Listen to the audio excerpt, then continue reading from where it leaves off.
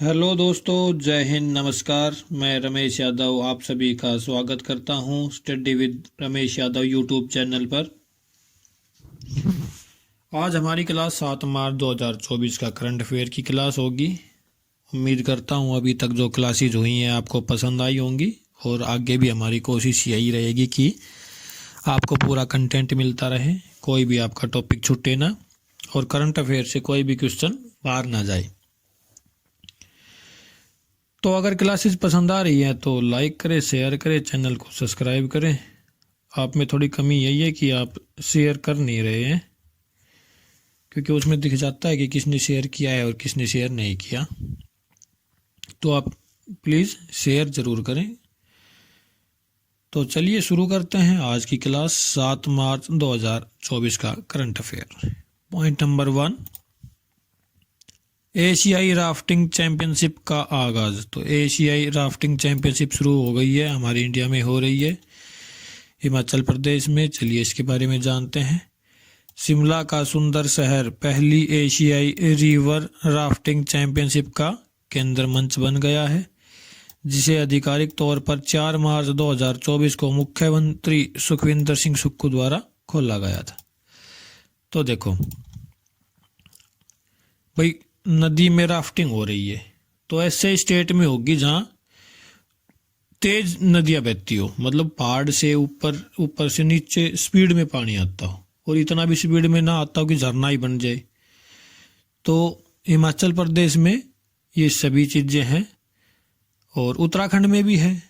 अगर उत्तराखंड की हम बात करें तो राफ्टिंग उत्तराखंड में भी होती है, लेकिन आप इससे अंदाज़ा लगा सकते हैं कि ये कहाँ हुआ होगा।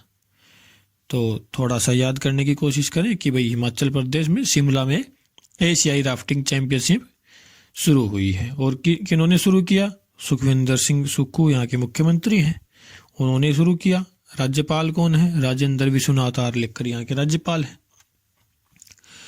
तो चलिए next point number 2, Tiger Woods को मिला यूएसजीए का प्रतिष्ठित बॉब जोन्स पुरस्कार।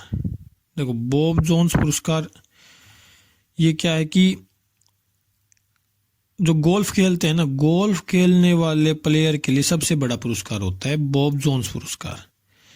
तो ये किन को मिला है? टाइगर वुड्स को मिला है, सिर्फ इतना याद करना है। चलिए इनके बारे में थोड़ा सा जान लेते हैं।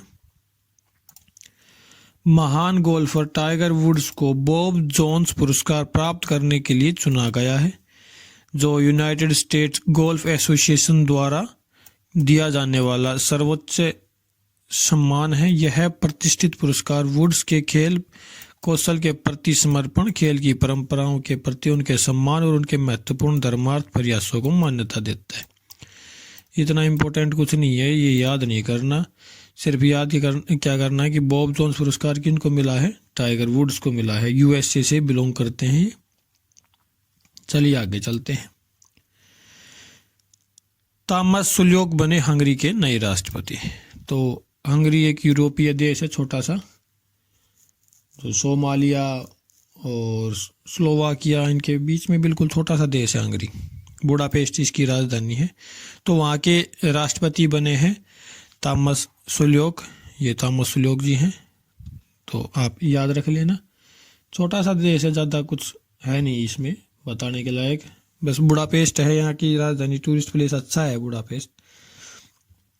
चलिए आगे चलते हैं। पॉइंट नंबर 4, टाटा मोटर्स ने किया टाटा स्टील के लिए अगली पीढ़ी के हरित ईंधन चालित बेड़े का अनावरण। भाई, हरित ईंधन से जो ट्रक चलेंगे या बसें चलेंगे, जो सपना है प्रधानमंत्री नरेंद्र मोदी जी का कि भाई हम जीरो एमिशन, कार्बन का जीरो एमिशन करेंगे, तो वो इन्हीं से ही हो सकता है कि भाई कार्बन तो बिल्कुल निकले ही ना। तो जो हरित ईंधन होता है वो पोल्यूशन नहीं करता। भारत में सबसे बड़े वाणिज्यिक वाहन निर्माता टाटा मोटर्स ने टाटा स्टील के लिए अपने अगली पीढ़ी के पर्यावरण अनुकूल वाणिज्यिक वाहनों को लॉन्च करने की पहल की है। तो मेनली ये टाटा ने किया है। टाटा ने ऐसे इंजन बनाए हैं जो हरित ईंधन से चलेंगे। हरित हाइड्रोजन से भी चलने के लिए इन्होंने बनाया था, ग्रीन हाइड्रोजन इनको बोलते हैं।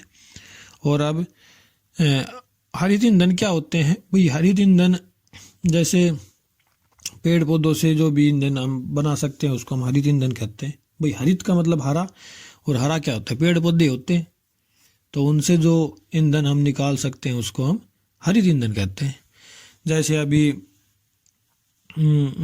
अपने सड़क एवं परिवहन मंत्री नितिन गडकरी द्वारा बोला गया था कि ऐसा समय आएगा कि गन्ने से गाड़ियां चलेंगी, तो वो क्या हो गया?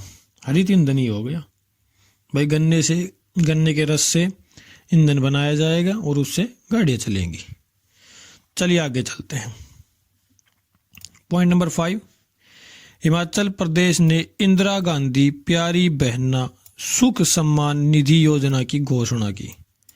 भाई सभी महिलाओं को पैसे मिलने शुरू हो जाएंगे, ये बोल रहे हैं हिमाचल प्रदेश में। ये योजना है इंदिरा गांधी प्यारी बहना सुख सम्मान निधि योजना।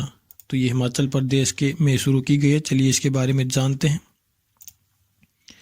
हिमाचल प्रदेश के मुख्यमंत्री सुखविंदर सिंह सुक्खू ने राज्य में महिलाओं को सशक्त बनाने के उद्देश्य से एक अभूतपूर्व पहल की घोषणा की है। यह घोषणा कांग्रेस पार्टी के चुनाव पूर्व वादों के हिस्से के रूप में आती है, जो मतदाताओं के प्रति अपनी प्रतिबद्धताओं को पूरा करने की दिशा में एक महत्वपूर्ण कदम है। देखो, कांग्रेस पार्टी है वहां पे ये इस काम में कोई लेना देना नहीं है। ये तो योजना शुरू की गई है, ये हिमाचल प्रदेश में शुरू की। सिर्फ इतना याद रखना है, इंदिरा गांधी प्यारी बहना सुख सम्मान निधि योजना ये हिमाचल प्रदेश में शुरू की गई है। चलिए आगे चलते हैं। पॉइंट नंबर 6, पीएम मोदी ने कोलकाता में किया भारत की पहली अंडर वाटर मेट्रो ट्रेन सेवा का उद्घाटन। तो जो 9 साल में नहीं हुआ वो 2 महीने में हो रहा है, बहुत अच्छी बात है। तो ये कोलकाता में किया गया है अंडर वाटर मेट्रो का उद्घाटन। कोलकाता कहाँ है? पश्चिम बंगाल में है, सभी को पता है इस बारे में। तो ये पहली बार मेट्रो, भारत में मेट्रो कहाँ चली थी आप कमेंट करके जरूर बताएं, और कब चली थी, सन भी, और कहाँ चली थी, ये दोनों चीजें आप कमेंट करके जरूर बताएं। चलिए आगे देखते हैं। प्रधानमंत्री नरेंद्र मोदी ने देश के बुनियादी ढांचे और शहरी विकास में एक ऐतिहासिक उपलब्धि की शुरुआत करते हुए कोलकाता में भारत की अग्रणी अंडर वाटर मेट्रो ट्रेन सेवा का उद्घाटन किया। तो ये नरेंद्र मोदी जी द्वारा किया गया है। बस अंडर वाटर मेट्रो भाई कोलकाता में शुरू की गई है। 2 चीज़ें याद रखनी है। चलिए आगे चलते हैं। पॉइंट नंबर 7, स्लाइस की नई ब्रांड एम्बेसडर बनी नयनतारा। अभी तक कौन थी? कैटरीना कैफ थी। अब नयनतारा को बनाया गया है। ये भी एक एक्ट्रेस है नयनतारा। तो स्लाइस की ये ब्रांड एम्बेसडर बनी है। लोकप्रिय आम के स्वाद वाले पेय स्लाइस ने हाल ही में प्रशंसित अभिनेत्री नयनतारा को अपना नवीनतम ब्रांड एम्बेसडर नियुक्त करने की घोषणा की है। तो ये इंपॉर्टेंट हो सकता है, क्वेश्चन एग्जाम में आ सकता है, खासकर रेलवे में ऐसे क्वेश्चन पूछे जाते हैं। तो स्लाइस की ब्रांड एम्बेसडर नयनतारा, ये याद रखना आप। आगे चलते हैं। पॉइंट नंबर 8, रक्षा मंत्री ने किया नेवल वॉर कॉलेज गोवा में चोल भवन का उद्घाटन। तो कॉलेज कौन सा है? Naval war college. इतना हमें याद नहीं रखना, ये याद रखना कि गोवा में चोल भवन का उद्घाटन किया गया है। भाई गोवा में किया गया रक्षा मंत्री के द्वारा चोल भवन का उद्घाटन। कॉलेज कौन सा था वो इम्पोर्टेंट इतना रहेगा नहीं, अपनी नॉलेज के लिए आप याद रख सकते हैं इसे। देखो, नेवल वॉर कॉलेज जो है वो नेवी से रिलेटेड है, ये भी आपको पता होगा। गोवा है, गोवा समुद्र के किनारे है, तो वहाँ पे ये चीज़ें बहुत ज़्यादा होती है। लेकिन ये चोल भवन का ही उद्घाटन क्यों किया गया भाई? और भी बहुत सारे वंश रहे हैं, साम्राज्य रहे हैं हमारे भारत में, लेकिन चोल का उद्घाटन क्यों किया गया है? क्योंकि चोल साम्राज्य की नेवी बहुत तगड़ी थी। सबसे ज़बरदस्त नेवी चोल साम्राज्य की बताई जाती है, जिन्होंने दूर दूर तक, चोल साम्राज्य ने बताया जाता कि इंडोनेशिया, म्यांमार, थाईलैंड तक के लोगों को हरा दिया था अपनी नेवी से। श्रीलंका पे तो उसका कब्जा था ही, लेकिन दूर दूर तक के लोगों को हरा दिया था। तो सबसे तगड़ी जो नेवी की बात आती है तो वो चोल साम्राज्य की नेवी थी, सबसे तगड़ी। तो इसीलिए चोल भवन बनाया गया है गोवा में। उम्मीद करता हूँ आपको याद रह जाएगा। आगे चलते हैं, देखते हैं इसके बारे में, जानते हैं। रक्षा मंत्री राजनाथ सिंह ने प्राचीन चोल साम्राज्य के समुद्री साम्राज्य का सम्मान करते थे। क्या समुद्री साम्राज्य का सम्मान? क्योंकि समुद्र में साम्राज्य उनका अकेला था, मोनोपोली होती थी उस टाइम पे उन लोगों की, कोई आता ही नहीं था समुद्र में। जब ये पता चल जाए भाई उनकी नेवी आ रही है, सब भाग जाते थे। गोवा के नेवल वॉर कॉलेज में चोल भवन का उद्घाटन किया है। चलिए आगे चलते हैं। पॉइंट नंबर 9, सरकार ने डाक मतदान के लिए न्यूनतम आयु सीमा बढ़ाकर 85 वर्ष कर दी। भाई डाक मतदान क्या होता है कि भाई मेरी एज ज़्यादा हो गई, मेरी एज 85 साल हो गई, तो मैं बूथ पे वोट गिरने नहीं जा सकता, सक्षम नहीं हूँ। तो सक्षम नहीं हूँ तो मैं अपनी जो वोट है वो डाक द्वारा डाल सकता हूँ। समझ आया कि भाई ज़्यादा आयु होने के कारण भाई वहाँ पे जाने में सक्षम मैं हूँ नहीं, तो मैं अपनी जो वोट है वो डाक द्वारा डाल लूँगा। तो उसकी आयु सीमा बढ़ाकर 85 वर्ष कर दी गई। पहले 80 साल थी, अब 85 कर दी है। चलिए जानते हैं इसके बारे में। भारत सरकार ने भारत के चुनाव आयोग के परामर्श के बाद वरिष्ठ नागरिकों के लिए डाक मतपत्र मतदान सुविधा का लाभ उठाने के लिए न्यूनतम आयु मानदंड को संशोधित किया है। यह निर्णय जो तुरंत प्रभाव से लागू होता है, पात्रता आयु को 80 से 85 वर्ष कर देता है। तो ये उन लोगों के लिए है जो जाने में सक्षम नहीं है। भाई ये ज़्यादा हो गई तो आप अपनी डाक द्वारा आप डाल सकते हैं। तो यहीं तक थी हमारी आज की क्लास। उम्मीद करता हूँ आपको क्लास पसंद आई होगी। अगर क्लास पसंद आई है तो आप लाइक करें, शेयर करें, चैनल को सब्सक्राइब करें। और कोई क्वेश्चन होता है दिमाग में तो आप कमेंट में पूछ लिया करो। आपको कोई कन्फ्यूज़न होता है, कोई क्वेश्चन होता है तो आप बेझिझक पूछ लिया करो। चाहे एक बच्चा 10 क्वेश्चन पूछे, मेरे को उस चीज़ से कोई एतराज़ नहीं है, आपको रिप्लाई मिलेगा। तो यहीं तक थी आज की क्लास। उम्मीद करता हूँ पसंद आई होगी।